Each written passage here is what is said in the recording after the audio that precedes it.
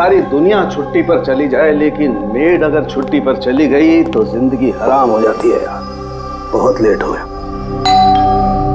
अरे यार, लैब जाने में लेट हो रहा हूँ। ये कौन आ गया इस वक्त यार?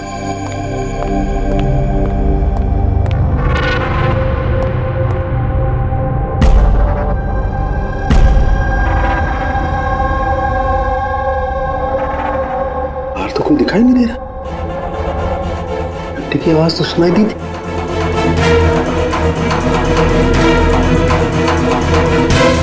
बाहर कोई दिखाई नहीं दे रहा, घंटी सुनाई दी, लेकिन कुछ गड़बड़ है।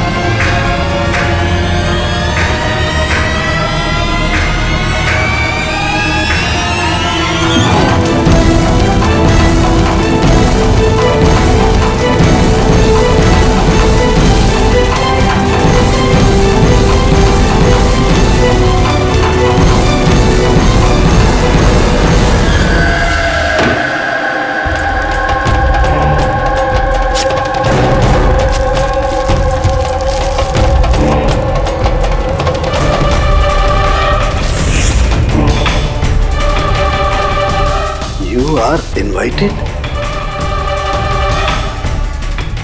to a murder at 10 Wood Villa, Yali Hills,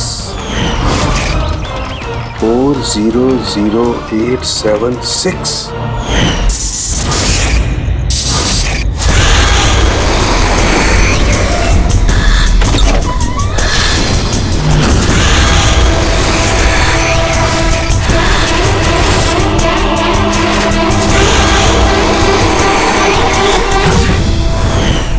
Catch me if you can.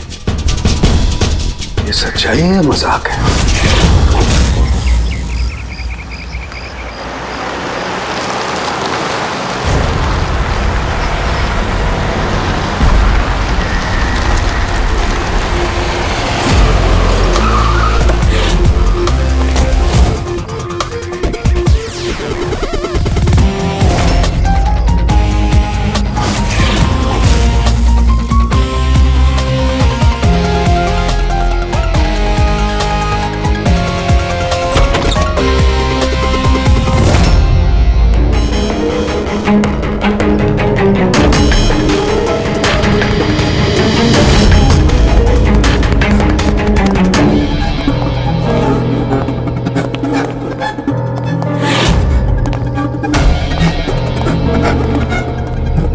My God.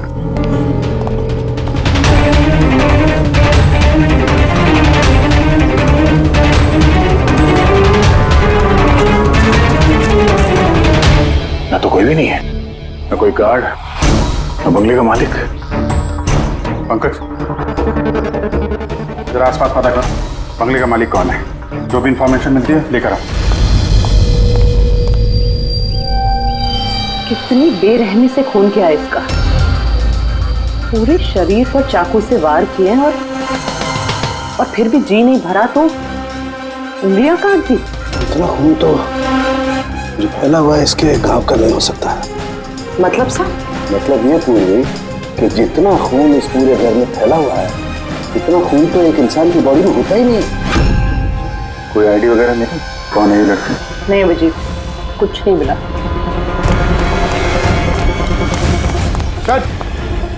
Sir, इस बंगले की मालकिन राइना है और वो आधे घंटे में आ रही है। ओके, ठीक है। तब तक एक काम करते हैं, यहाँ पे जितनी भी चीज़ें हैं, ये ब्लड, कोई सबूत, सब इकट्ठा करते हैं। कुछ भी छूटनी नहीं चाहिए। पता तो चले क्या हुआ यहाँ पे।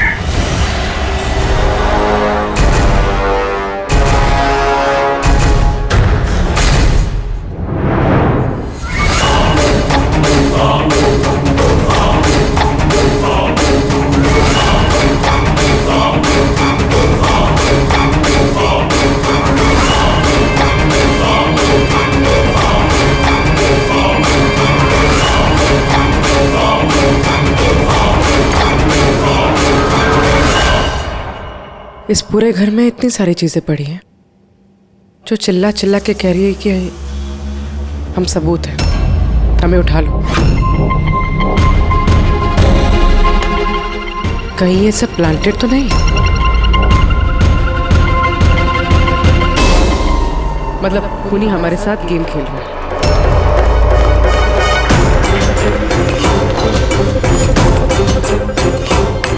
ये सब किसने किया है? ये सब किसने किया है? What is all this? कमाल है सर, ये तो हम ही से पूछ रहे हैं किसने किया है। इतना गंदा कर दिया है, अब साफ नहीं कर सकते थे ये? वो सर साफ करने के लिए भी हमें बोल रही है। बदबू आ रही है। हे, मेरे बंगले में ये औरत क्या कर रही है? ओए बिरजू, बिरजू कहाँ है? बिरजू, बिरजू। यार लाश देख के लोग या तो बेहोश हो जाते हैं या डर के मारे गिर जाते हैं। इसको तो कुछ हुआ ही नहीं। बिरजू, बिरजू, बिरजू, और बिरजू, बिरजू। राणा जी, आपने ये घर ऐसे ही लावारिस छोड़ रखा है? एक्सक्यूज मी, घर लावारिस नहीं है, इस घर की मालकिन मैं हूँ। ये मेरा पुश्तैनी बंगला है। आपका बंगला है तो आपने देखभाल करने के लिए किसी को रखा नहीं है क्या यहाँ पे? ऑफ कोर्स है बिरजू, बट पता नहीं वो कहाँ है। बिरजू! इस औरत की लाश पड़ी है आपके बंगले में, आप उसको भी नहीं जानती? मैं कुछ नहीं जानती, और अब प्लीज यहाँ से निकल जाइए और जाते जाते सब कुछ साफ करते हुए जाइए। बिरजू! सर ये औरत थोड़ी अजीब है और टेढ़ी भी।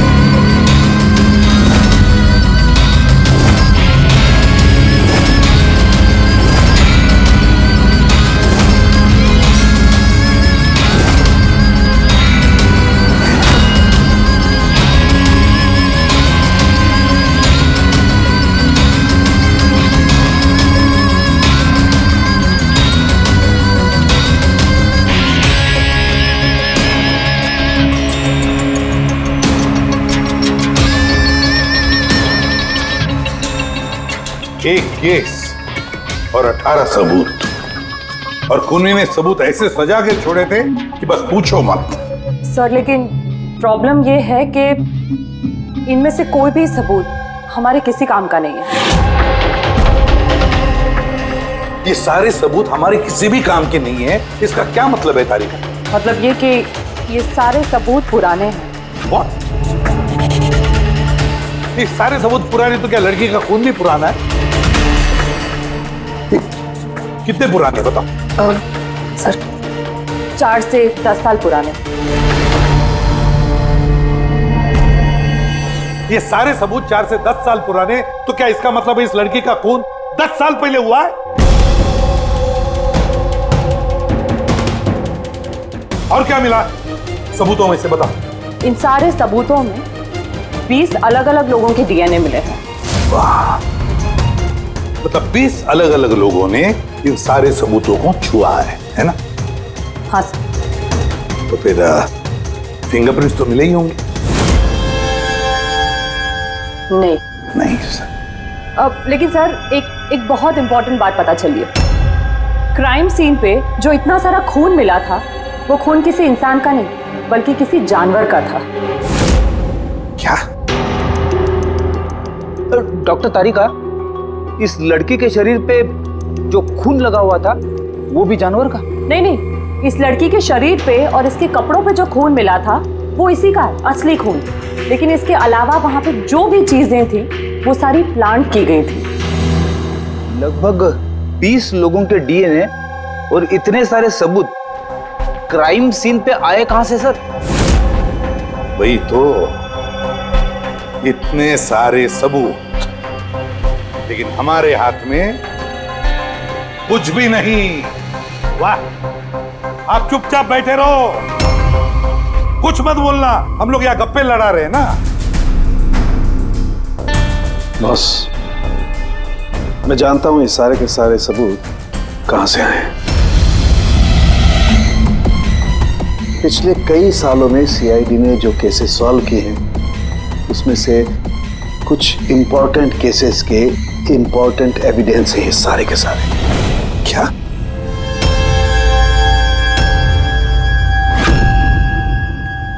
जब मैंने रायना और उसके परिवार का बैकग्राउंड चेक किया, उसके परिवार में 2-3 लोग खून के इल्जाम में जेल की सजा काटे और ये रायना इसे बाइपोलर डिसऑर्डर है। तभी वो वैसे बर्ताव कर रही थी। और वो जो केयर टेकर था बिरजू, उसका कुछ पता चला? सर उसकी फोन की लास्ट लोकेशन उस बंगले के बाहर ही एक्टिव थी, उसके बाद से ऑफ है। ढूंढने की कोशिश जारी है। कमाल है, उस बंगले में इतना कुछ हुआ और बंगले की मालकिन को कुछ पता ही नहीं। केयर टेकर गायब है। यार ये कहीं बीमारी की आड़ में कोई गेम तो नहीं खेल रहे? हो सकता है, नजर रखनी पड़ेगी उस पर। पंकज, वो जो लड़की की लाश मिली थी उसका कुछ पता चला? सर सारे पुलिस स्टेशन, न्यूज़पेपर और न्यूज़ चैनल में भेज दिया, थोड़ी देर में पता लग जाएगा सर। सारुण के हमारे पुराने केसेस के सारे सबूत वहां पर कैसे पहुंचे? चुपचाप बैठ के नहीं चलेगा सारुण, मुझे जवाब चाहिए अभी। तू फॉरेंसिक सर्जन है, इस फॉरेंसिक डिपार्टमेंट का इंचार्ज है, अपनी जिम्मेदारी से भाग नहीं सकते तो बस बताओ जल्दी। अपनी जिम्मेदारी से नहीं भाग रहा हूं। और नहीं तो क्या? बताओ ना फिर, हमारे पुराना एविडेंस हमारे रिकॉर्ड में से गायब कैसे हुआ? बस एक काम करते हैं, रिकॉर्ड रूम में चल के वहां पूछताछ करते हैं, पता चल जाएगा बस वहां पर क्या गड़बड़ हुई है। प्लीज। इतने सारे सबूत गायब कैसे हो गए? मालूम है ना ये सबूत कितने इंपॉर्टेंट होते हैं? तो फिर आपके होते हुए ये चूक हुई कैसे? कैसे गायब हो गए सबूत? सर हमारे होते हुए चोरी नहीं होती सर। तो फिर चोरी कब हुई? सर ये चोरी रात को ही होगी, क्योंकि हम लोग रात को नहीं रहते ना, इसीलिए चोरी हो गई। और आपका क्या कहना है? सर मैंने डॉक्टर साहब को कितनी बार बोला कि लॉक वगैरह ठीक करवा लीजिए, दरवाजे खिड़कियां ठीक करा लीजिए, सीसीटीवी कैमरा लगवा लीजिए, लेकिन डॉक्टर साहब हमारी सुनते ही नहीं है। और तो और क्या? और क्या? सर वो पता नहीं किसी को भी लेके आ जाते हैं सर, बोलते हैं कि पुराने एविडेंस देखने हैं।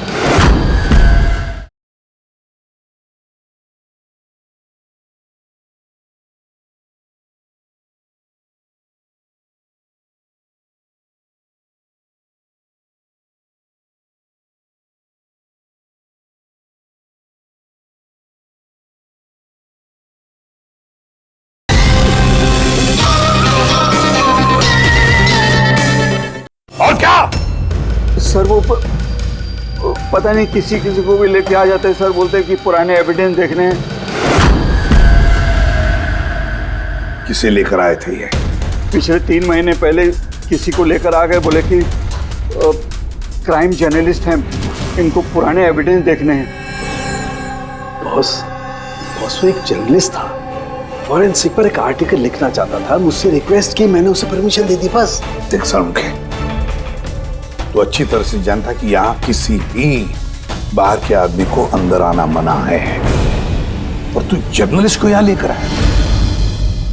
सर पिछले महीने भी सर कॉलेज के स्टूडेंट को लेकर आए थे, उन्हें भी पुराने एविडेंस दिखा रहे थे, तो हो सकता है कि उनमें से किसी ने चोरी की हो। नहीं बॉस, ऐसा नहीं हो सकता। वो तो फॉरेंसिक के स्टूडेंट थे, बेचारे मुझसे परमिशन मांग रहे थे, सर हम स्टडी करना चाहते हैं, कुछ प्रैक्टिकल देखना चाहते हैं, कुछ सीखना चाहते हैं, सर प्लीज परमिशन दे दीजिए। मैंने उन्हें परमिशन दे दी बस।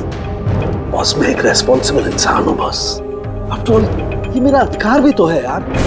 देख सारुण के, सीआईडी को लुटवाने का तुझे कोई अधिकार नहीं है, समझे?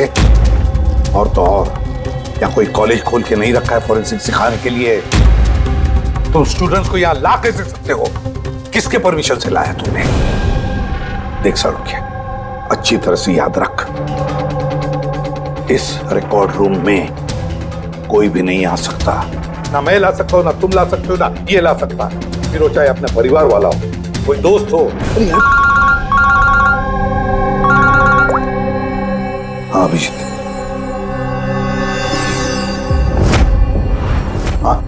सर जिस लड़की की मौत हुई थी उसका नाम टीना है। ये उनके पिताजी हैं, doctor Nirav sir, head of forensic, Chennai. Doctor Nirav? Nirav? Nirav? बेटे नीरव किसी मार दिया। कंट्रोल योरसेल्फ, सब पता चल जाएगा। सर आप लोग जानते हैं एक दूसरे को? हाँ जी, एक जमाना था जब मैं और नीरव साथ साथ काम किया करते थे। नीरव, एक मिनट बॉस। क्या? ये देख दोस्त, तेरा शक एकदम सही था दोस्त, इसमें टॉक्सिन है। डॉक्टर नीरव, जरा बताइए आखिरी बार आपने अपनी बेटी टीना से कब बात की थी, कब देखा था उसे? एक्चुअली वो कॉलेज के हॉस्टल में रहती थी, 2 दिन पहले से बस गायब हो गई थी। नीरव, नीरव हौसला रखो नीरव, जिसने भी किया है ना वो पकड़ा जाएगा। मैं पता लगाऊंगा नीरव, मैं पता लगाऊंगा किसने किया ये। नहीं साळुंखे, तुम नहीं पता लगाओगे। मैं नहीं पता लगाऊंगा मतलब तुम इस केस पर काम नहीं करोगे।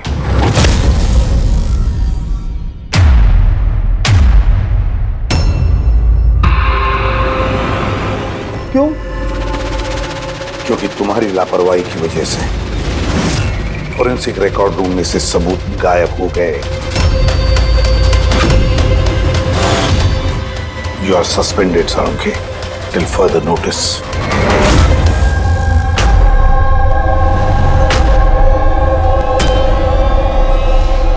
बस तुम्हें लगता है कि ये सब कुछ मेरी वजह से हुआ? तुम मुझ पर इल्जाम लगा रहे हो? ये इल्जाम नहीं है साळुंखे, ये हकीकत है और ये तुम अच्छी तरह से जानते हो ना। तुम अपने दोस्त जर्नलिस्ट को फोरेंसिक रिकॉर्ड रूम में ले जाते, ना उन स्टूडेंट्स को फोरेंसिक रिकॉर्ड रूम में ले जाते, और ना आज मुझे तुम्हें सस्पेंड करना पड़ता।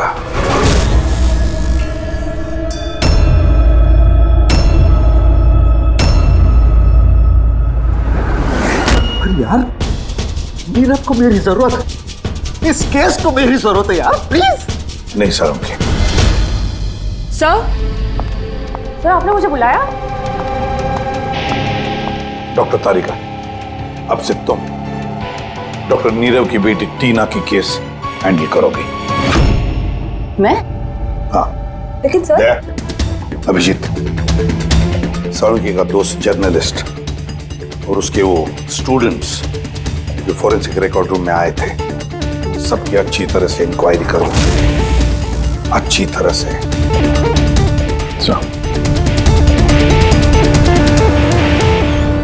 डॉक्टर साहब, साहब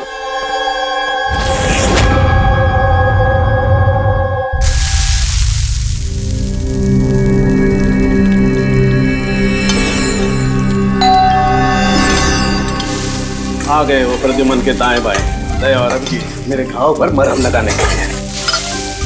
मुझे मालूम है खोलते ही कहेंगे सर कुछ नहीं होगा, हम यहाँ पर पूरा विश्वास है, सब कुछ ठीक हो जाएगा। क्या काम ठीक हो जाएगा? पहले तो बेइज्जती करके निकाल देते हैं और फिर भेज देते हैं अपने दाएं बायों को, जाओ जाओ उसके घाव पे मरहम रखो।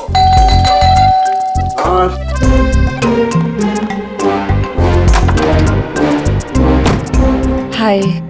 मॉर्निंग।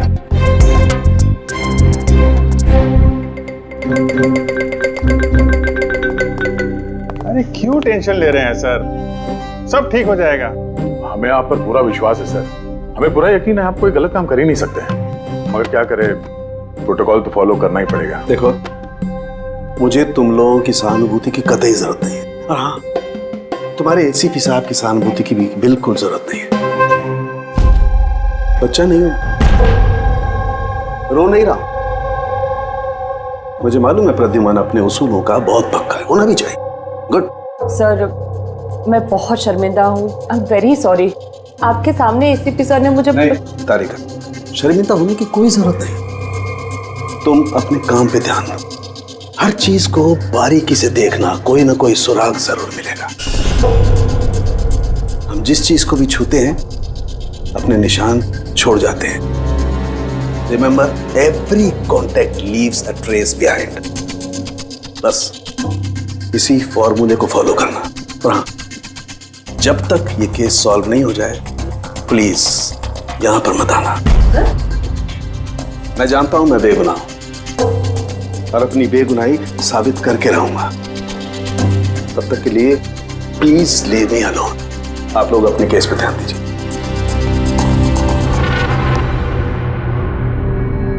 बहुत गर्म है मामला। वैसे सर खाने में क्या बना है? भूख बहुत लग रही है।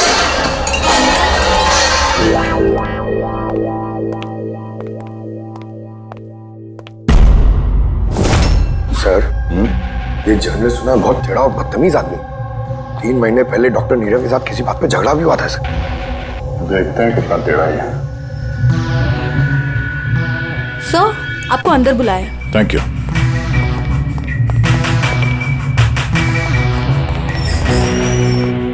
अरे वाह, नसीब हमारे, आज तो सीआईडी टीम के सीनियर इंस्पेक्टर दया से मुलाकात हो ही गई।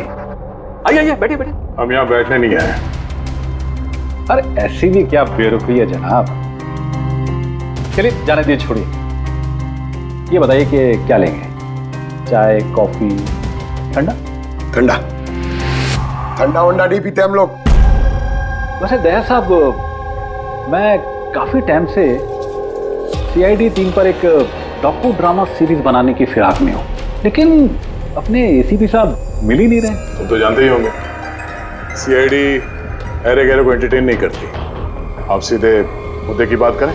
हाँ, क्यों नहीं। पिछले 20 सालों से मैं इस प्रोफेशन में हूँ, हमेशा पॉइंट पे रहता हूँ। बताइए, सबसे पहले क्या बात करूँ? डॉक्टर नीरव से हुए झगड़े के बारे में या फिर फॉरेंसिक रिकॉर्ड विंग के बुरे हाल के बारे में? डॉक्टर नीरव से तुम्हारा झगड़ा क्या था? नहीं, मेरा उनसे कोई झगड़ा नहीं था। मैंने तो बस उन्हें सच्चाई का एक आईना दिखाया था। उन्हें बुरा लग गया। क्या मतलब? मतलब डॉक्टर नीरव के काम को लेकर मैंने एक आर्टिकल लिखा था। मेरे हिसाब से वो फॉरेंसिक के काम के प्रति ईमानदार नहीं थे, थोड़े ढीले ढाले किस्म के फॉरेंसिक एक्सपर्ट थे। इसलिए उन्होंने मेरे खिलाफ मानहानि का केस भी किया। बहुत बेइज्जती हुई मेरी। मैंने उनसे माफी भी मांगी। पढ़ा भी उनकी बेटी की दर्दनाक मौत को लेकर मुझे बहुत दुख हुआ। और अपना दुख जाहिर करने के लिए आपने एविडेंस रूम से एविडेंस चुरा कर वहां फेंक दिया जहां नीरव जी की बेटी का खून हुआ था। अरे जनाब, मैं भला ऐसा क्यों करने लगा? मैं भला क्यों पुरानी हड्डियां और खून से सनी साड़ियां चुराऊंगा? तो जब वहाँ एविडेंस विंग में क्या देखने गए थे? फॉरेंसिक लैब से एविडेंस कैसे चुराया जाता, मैं ये देखने गया था। मैं आप लोगों की लापरवाही देखने गया था। खैर, अब जाने दीजिए, ये सब बताने की कोई जरूरत नहीं। अब तो आप लोगों को भी पता चल ही गया होगा। देखिए, ज्यादा भाषण मत दीजिए आप। जितना जितना पूछा जाए उतना जवाब दीजिए बस। क्यों? जब खुद पर बात आई तो मिर्चें लग गई। आप लोगों के पास इस बात का जवाब है कि किसने कैसे फॉरेंसिक लैब से एविडेंस को चुराया होगा? मुझे तो लगता है कातिल आप लोगों की कमियां दिखाना चाहता है। क्या जाने दीजिए। अब ये बताइए कि ये सीआईडी पर डॉक्यू ड्रामा सीरीज कब स्टार्ट करो? सर, इन्हें ब्यूरो लेके चलते हैं।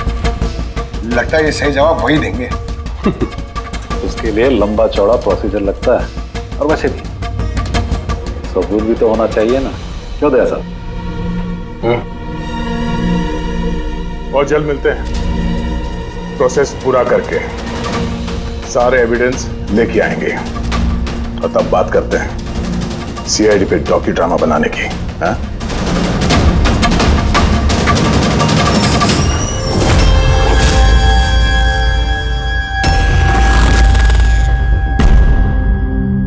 डॉक्टर नारायणी? यस जी कहिए। हम लोग सीआईडी से एक केस के सिलसिले में आपसे बात करनी है। जी बताइए।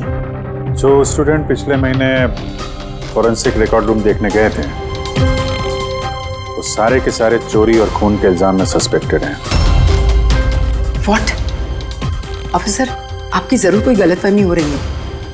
हमारे स्टूडेंट ऐसा कभी नहीं कर सकते हैं।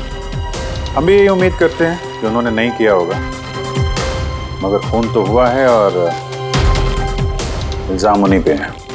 देखो, हमारे बच्चे सिर्फ एजुकेशनल टूर के लिए वहां पर गए थे और आप लोग उन पे शक कर रहे हैं। हमारा काम है केस को सुलझाना और अपराधी को उसके अंजाम तक पहुंचाना। आप उन 10 स्टूडेंट्स को प्लीज बुलाइए, हमें बस उनसे पूछताछ करनी है और उनकी उंगलियों पे निशान लेना। देखिए, आप लोग समझिए, वो लोग स्टूडेंट है। देखिए, हम 3rd डिग्री देके उनको पूछताछ नहीं कर रहे हैं, हम सिर्फ नॉर्मल पूछताछ कर रहे हैं। और हाँ, उनको कुछ बताइएगा नहीं कि हम किस सिलसिले में उनसे बात करना चाहते हैं। ओके। फॉरेंसिक रिकॉर्डिंग देख के आप लोगों को कैसा लगा? सर, मेरा तो दम घुट रहा था वहाँ। कोई जगह है वो भी, पुराने दांत, हड्डियाँ, खून के कपड़े। मुझे तो वो जगह बिल्कुल पसंद नहीं आई। बहुत अजीब सी फीलिंग आ रही थी। तुमको ये खांसी हमेशा रहती? नहीं मैम, कभी कभी होती है। सर, मुझे वो जगह बिल्कुल यूजलेस लगी, ना कोई देखभाल, ना सबूत अच्छे से रखे थे। और सर, मुझे तो उन कोल्ड केस फाइल्स के एविडेंस को घर ले जाने का मन था ताकि मैं उन पे स्टडी कर सकूं। मुझे रोमांच महसूस हो रहा था। हत्यारों और पीड़ितों के दिमाग की कल्पना करने की कोशिश की। बुरा इरादा, दुख, दर्द।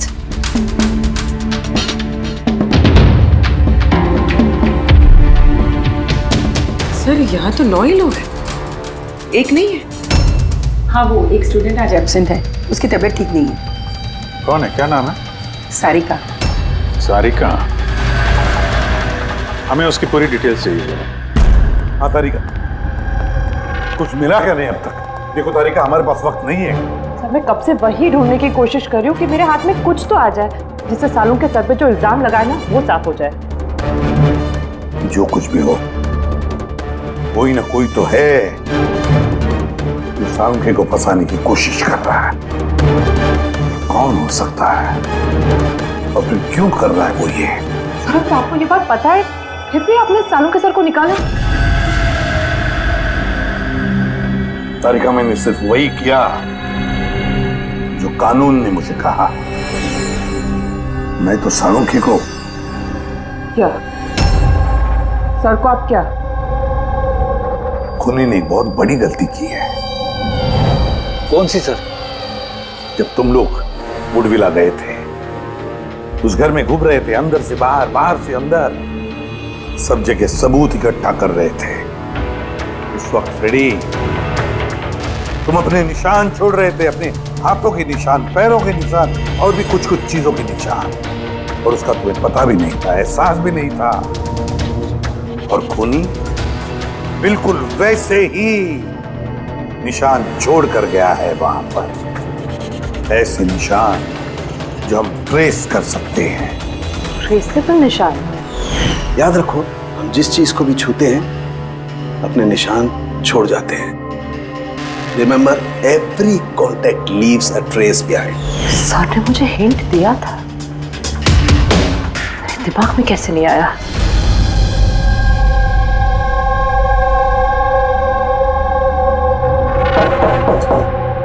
जी कहिए। सारिका कहाँ है? आप लोग? CID। आप कौन है? सब, मेरा नाम रूपाली है। और सारिका? सब, वो तो यहाँ नहीं है, कल ही चली गई। कहाँ चली गई? मैम, वो अपने घर चली गई। कल वो आई और जल्दी जल्दी उसने अपने सारे बैग्स पैक किए और बहुत जल्दी में थी, इसलिए उसने अपना फोन भी यहीं छोड़ दिया। कोई वजह बताई उसने इतनी जल्दी में घर चली गई? जी सर, वो बता रही थी कि उसके घर का कोई सदस्य बीमार है। क्या? सर, फोरेंसिक सेंटर से पता चला है कि सारिका बीमार है और ये बता रही है कि उसके घर का कोई बीमार है। कुछ चक्कर तो है सर। अच्छा रूपाली, ये सारिका का घर कहाँ है? सर, कानपुर। कानपुर। और आप लोग साथ में रहते थे? जी सर, हम दोनों रूममेट्स हैं। अच्छा, आप लोग कब से साथ में रहे? यही कोई 8-9 महीने। 8-9 महीने से तो एक दूसरे के बारे में काफी कुछ पता चल जाता है क्या कैसी लड़की थी सारिका, कुछ बता सकती हैं आप? सर वो तो बहुत अच्छी लड़की है। इनफैक्ट वो अपने काम से काम रखती है, फोरेंसिक इंस्टीट्यूट जाना, वहाँ से वापस आना, यही उसका डेली रूटीन। फोरेंसिक सेंटर, तो वहाँ की कुछ बातें बताती थी वो आपसे? हाँ, फोरेंसिक इंस्टीट्यूट से रिलेटेड कुछ बातें बताती रहती है। जैसे अभी कुछ दिनों पहले वो मुझे बता रही थी कि तुम्हें पता है रूपाली, सबूतों को प्लेस करके ना किसी को भी फंसाया जा सकता है। रियली? लेकिन ऐसा कैसे हो सकता है? अरे बुद्धू, कुछ भी हो सकता है। मैं कर सकती हूँ ना, किसी भी केस को पलटा जा सकता है सिर्फ और सिर्फ सबूतों के दम पर। अब देख मैं कैसे सबका दिमाग घुमाती हूँ। सर, टीना और डॉक्टर सालुंके के केस में भी तो यही हुआ है। और अब ये सारिका फरार है, उसको ढूंढना होगा जल्दी से जल्दी।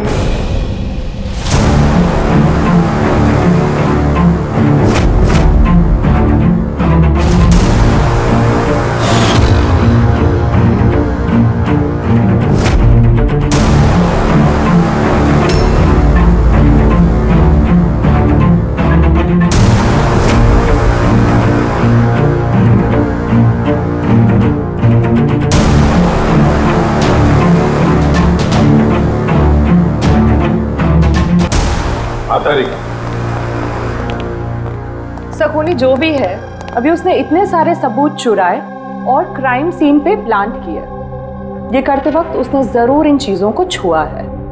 लेकिन डॉक्टर तारिका, तुमने तो कहा था कि फिंगरप्रिंट्स के कोई निशान नहीं मिले, तो फिर इन चीजों को छुआ कैसे? उंगलियों के तो कोई निशान नहीं है, लेकिन मैं ये कहने की कोशिश कर रही हूँ कि इतने सारी चीजें उसने चुराई और क्राइम सीन पर प्लांट।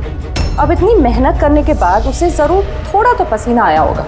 मतलब sweat analysis? Exactly, sweat analysis किया मैंने, स्वेट एनालिसिस।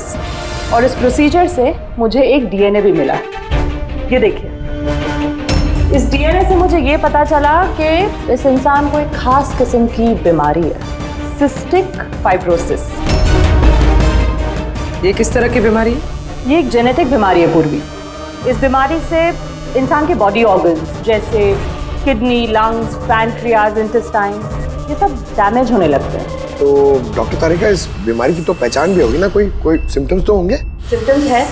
अगर ये बीमारी ज़्यादा टाइम तक रहे तो वो इंसान की उसकी ग्रोथ पुअर हो जाती है, फैटी स्टूल्स होने लगते हैं, सांस लेने में तकलीफ होती है, बहुत खांसी आती है, इनफैक्ट साइनस इन्फेक्शंस होने लगता है। सांस लेने में तकलीफ और खांसी?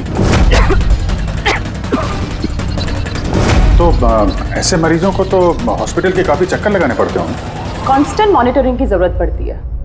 बस सुविधा भेजिए। शहर में जितने भी हॉस्पिटल्स हैं, सब में जाकर के पता लगाओ सिस्टिक फाइब्रोसिस के मरीज कितने हैं और क्या उनमें से कोई एक ऐसा पेशेंट है जिसका हमारे इस केस से संबंध है।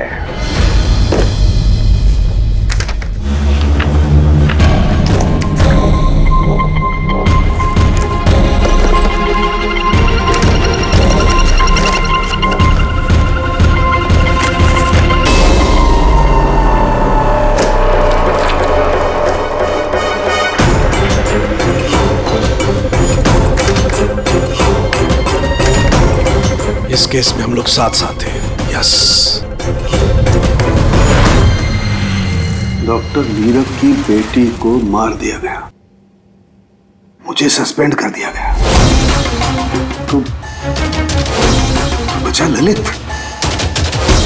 अगर ये सब कुछ इस केस की वजह से हो रहा है तो ललित के साथ भी कुछ ना कुछ तो हुआ होगा या कुछ ना कुछ होगा। ललित को ढूंढना पड़ेगा, लेकिन इतने सालों से ललित से कोई कांटेक्ट नहीं है, कैसे ढूंढूं उसे? ट्राई करता हूं।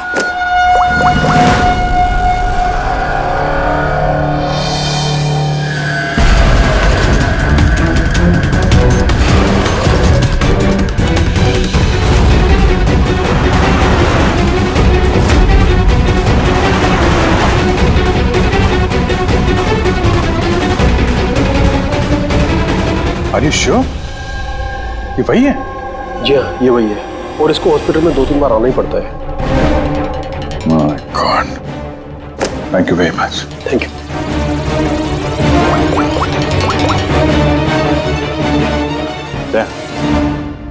कातिल का पता चल गया है। क्या डॉक्टर ललित मर गए 5 साल पहले? हाँ सर, आप उनकी बेटी से मिल सकते हैं। कहाँ है उनकी बेटी? मेरी बात हो सकती है? वो तो मुंबई में है सर, सारिका नाम है उसका। सारिका? जी sir. Okay, thank you. Sarika Mumbai में।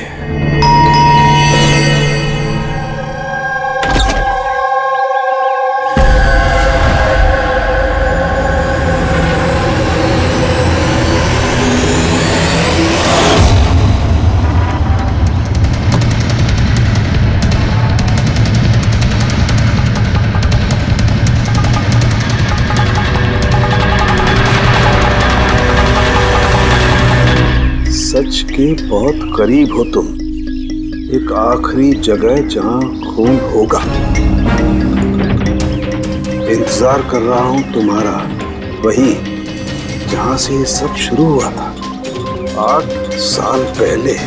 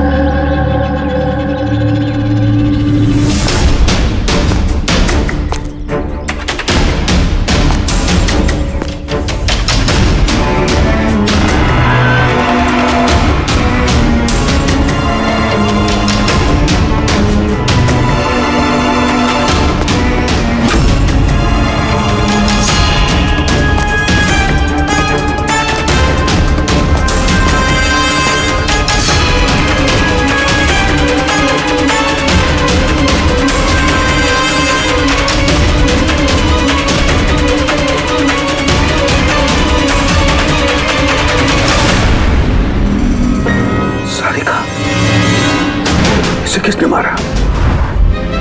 ये लाइट को क्या हुआ?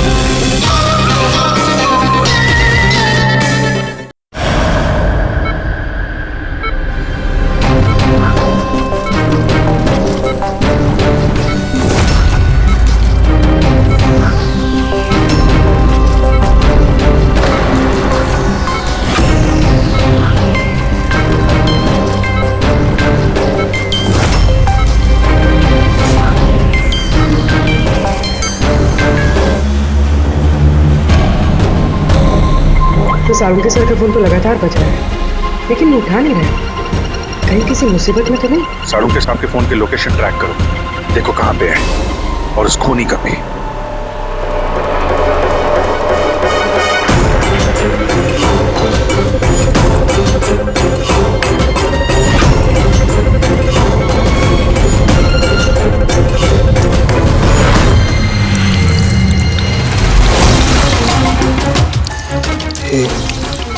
ये क्या कर रही हो? तुम्हारी मौत है, धीरे धीरे और बहुत ही दर्दनाक।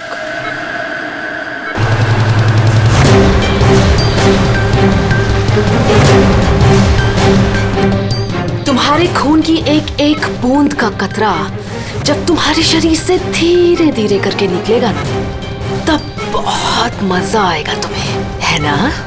लेकिन तुम ऐसा क्यों कर रही हो? अपने बाप की मौत का बदला ले रही हो। अरे हत्यारे हो तुम तीनों। तुम्हारा बाप रघु? हाँ, रघु, जिसे तुमने, डॉक्टर ललित ने और डॉक्टर नीरव ने मिलकर मार डाला। और तुम्हारी वजह से आज मेरा बाप मेरे साथ नहीं है। मार डाला? हमने? कैसे? सबूत इकट्ठा करके मार डाला। तुम लोगों ने सबूत इकट्ठा किया, मेरे बाप को फांसी की सजा दिलवा दी। देखो देखो, सबूत इकट्ठा करना, सजा दिलवाना, ये फोरेंसिक का काम है। काम है? बेशक बेशक ये तुम लोगों का काम है, लेकिन तुमने मेरे बारे में तो नहीं सोचा ना, उस बेटी के बारे में जिससे उसका बाप छिन गया। मेरे बाप की मौत के बाद मैं सदमे में आ गई थी, और सदमे से बाहर आने के बाद मैंने सोच लिया था, ठान लिया था कि मैं तुम तीनों को तुम्हारे किए की सजा देकर रहूंगी। तो इसीलिए तुमने टीना को मार डाला? हाँ, मार डाला मैंने उसको, क्योंकि मुझे मालूम था कि डॉक्टर ललित 5 साल पहले ही मर गए हैं। और जहां तक रहा तुम्हारा और डॉक्टर नीरव का सवाल, तो मुझे मालूम था कि डॉक्टर नीरव अपनी बेटी टीना से बहुत ज्यादा प्यार करते हैं। टीना के मरने के बाद वो तो अपने आप ही मर जाएंगे। और तुम, जहां तक रहा तुम्हारा सवाल, तुम अपने फोरेंसिक से बहुत प्यार करते हो। जब वहां से तुम्हें धक्के मार के बेइज्जत करके बाहर निकाल दिया जाएगा, तब तो तुम अपने आप ही मर जाओगे। लेकिन सारिका ने क्या बिगाड़ा था?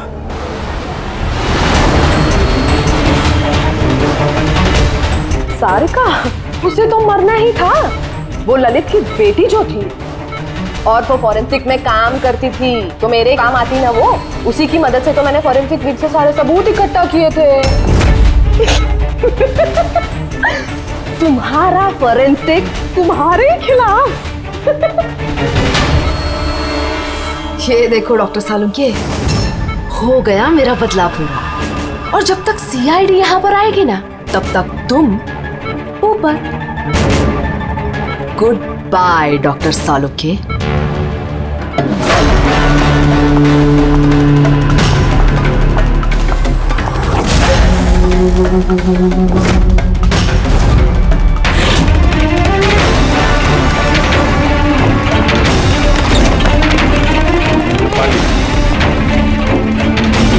खेल खत्म तुम्हारा।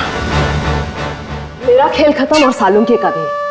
बचा सकते हो ना तुम लोग, तो बचा लो। खून का कर्ज हो गया अब तो बॉस तुम्हारा मुझ पर।